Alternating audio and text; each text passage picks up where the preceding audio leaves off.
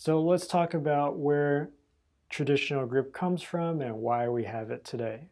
So back during the Civil War and Revolutionary War eras, we had snare drummers in the military.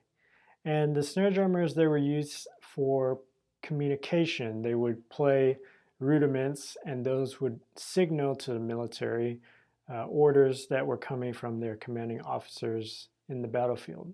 The snare drums were used because they were loud enough outside to carry over the noise on the battlefield so that soldiers would know what orders to execute.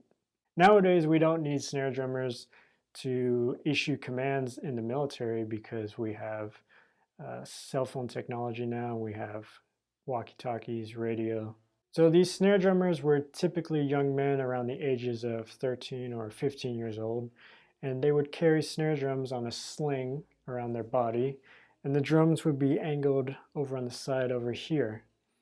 And so instead of playing the drums like this with the match grip in an uncomfortable position, they created this traditional grip to play the drum on the side here.